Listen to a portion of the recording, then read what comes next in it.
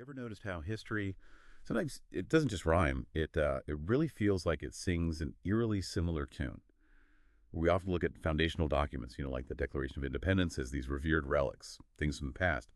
But what if they held up a kind of, well, a surprising mirror to our present day? Our politics right now. Today, we're taking a deep dive into exactly that idea. Our main source for this is a really thought-provoking article from Mother Jones. It draws some, frankly, fascinating parallels between the grievances against King George III in the Declaration and recent political actions in the U.S. It's a really compelling premise, and our mission today is basically to unpack these arguments. We'll be looking directly at the Mother Jones article, of course, but also the original text of the Declaration itself. So first we'll lay out the historical context for those grievances, why were they written? And then we'll look closely at how this modern analysis, this article, tries to connect those dots across centuries. And just to be super clear, this isn't about us taking sides or endorsing a viewpoint, not at all. Our goal is really just to impartially explain the ideas in their analysis, right alongside the original words from 1776. So you can consider these connections, think about the power of this historical language for yourself. We want to give you a shortcut to being well-informed with some maybe truly surprising insights. Might change how you look at things. Okay, yeah, let's unpack this, because to really get the parallels Mother Jones is drawing, we need that historical stage set first. Why did Jefferson and the Continental Congress actually write the Declaration? It wasn't just like lofty ideals, was it? The article calls it a slam-dunk indictment of King George III.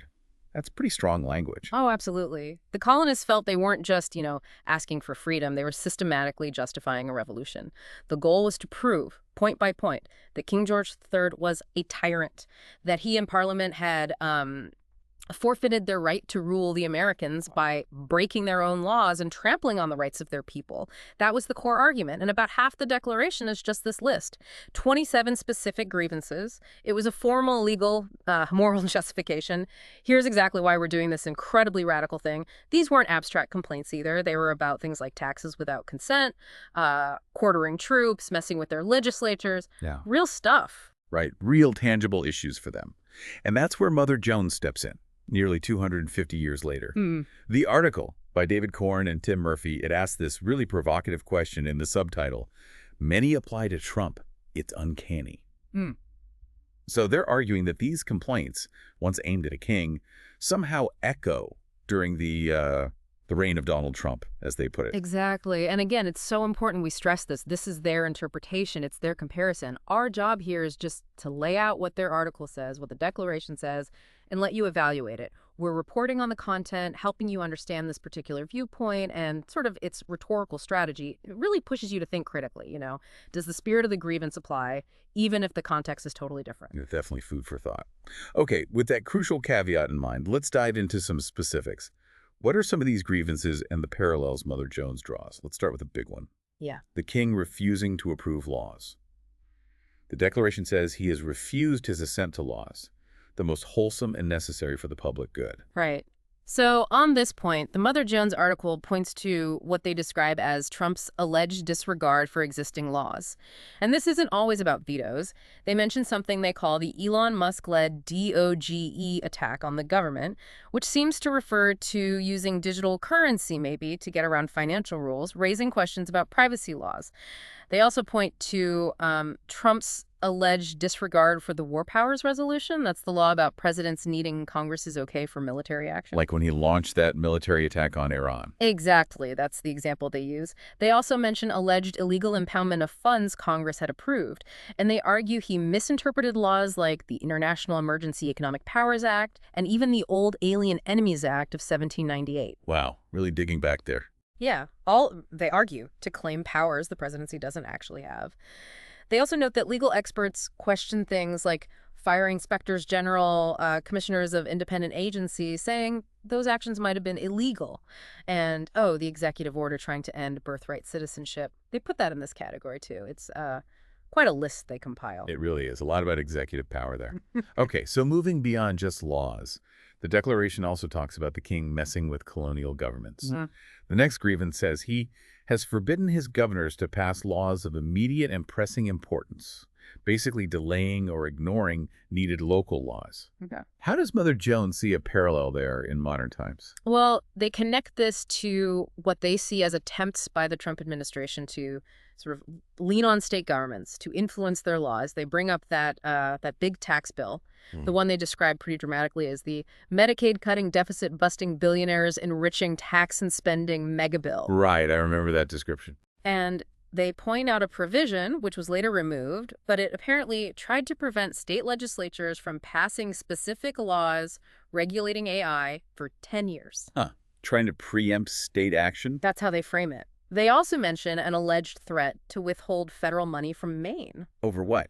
Over Maine not banning transgender girls from women's sports, Maine's governor apparently said that would violate state law. Right. And another example they give is an alleged threat to cut funding to New York City if a certain Democrat won the mayoral race and pushed policies Trump didn't like. So using federal funds as leverage over state and local decisions. That seems to be the connection they're making, yeah. Interfering with state legislative autonomy, much like the king allegedly did with colonial governors. Okay, that brings us to another really strong grievance. King George being accused of having dissolved representative houses repeatedly for opposing with manly firmness his invasions on the rights of the people. That's quite the charge. Presidents can't dissolve state legislatures, obviously. So what's the parallel here? Right. They explicitly note that Trump has not yet tried to dissolve any local governments. That's important. But they highlight a statement from Kristi Noem when she was Secretary of Homeland Security. What did she say? She was talking about sending federal troops, Marines, and National Guard into Los Angeles, and she apparently said the purpose was to liberate the city from its elected officials. Liberate it from its elected officials. Yeah. Yeah. So the article presents this as a kind of rhetorical parallel, maybe not the act itself, but the sentiment, the suggestion of undermining local elected government. Interesting. Okay, let's shift to the courts and justice. The Declaration has two key points here. One, the king has obstructed the administration of justice by blocking laws for courts. And two, he has made judges dependent on his will alone for their jobs and salaries, undermining judicial independence, basically. What does Mother Jones point to here? Well, for obstructing justice, the article cites Special Counsel Robert Mueller's report pretty directly. They point to the details in that report about Trump's alleged efforts to obstruct the Russia investigation. They also mention the administration facing contempt of court for supposedly not following court orders. Okay, and the judges being dependent. There, Mother Jones suggests a pattern. They argue that people seen as serving Trump's personal or political will were more likely to be nominated to the federal bench. They give Emile Beau as an example, an attorney who worked on his legal team and then got a nomination. The idea is rewarding loyalty in judicial picks. Got it. Okay, another very direct physical grievance from 1776. For quartering large bodies of armed troops among us, British soldiers in colonial homes, that feels very specific to the time. How do they find a modern echo for that? It does feel specific. But the article draws a parallel to, again, Trump's alleged order sending Marines and National Guard into Los Angeles. They emphasize this happened during peacetime and, crucially, without the consent of the state legislature and over the objection of the governor and local officials. Ah, so the lack of consent is the key link they see. Exactly. Unwanted military presence imposed from above, even if it's not literally soldiers in people's houses. That's the parallel Mother Jones draws. Okay. What about stirring up trouble internally? The Declaration says the king has excited domestic insurrections amongst us. Yeah, a very serious charge back then. Does Mother Jones see a direct parallel for that one? For this one, the article is very blunt. They say this specific grievance is something he actually did on January 6, 2021. So they directly equate the events of January 6th with that specific grievance against King George. That's precisely how they frame it. No ambiguity in their interpretation there. Okay. Let's look at another one about justice, or lack thereof. The Declaration talks about the king for transporting us beyond seas to be tried for pretended offenses. Sending colonists away from local juries, basically. Does the article find something analogous today? Yes, they do. The Mother Jones piece points to the Trump administration allegedly rounding up Venezuelan migrants and sending them to that large controversial prison in El Salvador, CECOT. Without trials. Right, without affording them due process or court hearings. They specifically note deportees sent there were locked up without trials. So the article presents this as a modern version of transporting people away to face judgment, or in this case, imprisonment, without due process. A very different context, but they're focusing on that lack of due process and removal. That seems to be the core of their comparison, Okay, yes. there's a really broad one in the Declaration, too. For taking away our charters, abolishing our most valuable laws, and altering fundamentally the forms of our governments. That sounds huge, like dismantling the whole system. It is very broad. And the article offers quite a few examples they believe fit under this umbrella. They claim Trump eviscerated, or tried to eviscerate, major laws like the Clean Air Act, Clean Water Act, Civil Rights Act, Voting Rights Act. A lot of landmark legislation. Yes, also the Americans with Disabilities Act, the Affordable Care Act, the Inflation Reduction Act. They argue he targeted foundational laws. But beyond specific acts, they also claim he undermined the independence of the Justice Department, attacked the judiciary, and neutered the legislative branch. How did he neuter the legislative branch, according to them? They attribute it partly to the complicity of one political party, suggesting Congress didn't fully exercise its oversight role. So Mother Jones paints a picture here of attempting to fundamentally reshape how government works, how laws are treated, how the branches interact. Right, altering the fundamental forms. Okay. Two more that seem linked. The Declaration says the king has abdicated government here by declaring us out of his protection and waging war against us. Abdicating government, waging war. How did they translate that today? For the abdicated government part, the article connects this to Trump allegedly denying disaster relief to certain states. They list Arkansas after tornadoes, North Carolina after a hurricane, West Virginia flooding, Washington windstorms. So refusing to protect states in crisis is seen as abandoning governance. That's the interpretation they offer, yes. A modern form of withdrawing protection. And for waging war, they circle back to that threat about using federal troops in Los Angeles. They also allege that ICE agents have terrorized communities coast to coast, injuring residents, and note that detainees have died in ICE jails. They frame these actions as a kind of internal war. That's a strong claim, framing ICE actions that way. It is. It's definitely part of their argument connecting to that specific grievance. And then there's one more, maybe the biggest stretch, interpretation-wise. He has plundered our seas, ravaged our coasts, burned our towns, and destroyed the lives of our people.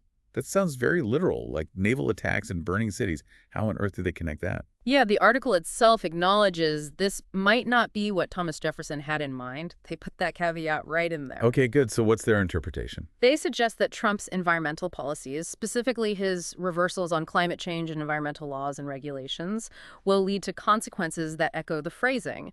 Things like rising sea levels, coastal erosion, more wildfires. They say all of this will threaten the lives of our people. Ah, so it's an environmental interpretation, linking policy decisions to future destruction that mirrors the language of the grievance, if not the original intent. Precisely. It's definitely a more metaphorical link, focusing on long-term consequences rather than immediate actions. You know, hearing all these laid out, what really strikes me isn't just whether you agree with each specific parallel Mother Jones draws, it's the act itself. Using this foundational text, the Declaration, not just as history, but as this, active framework for critiquing power today. It forces you to think about those core principles, executive power, justice, consent, and how they play out now.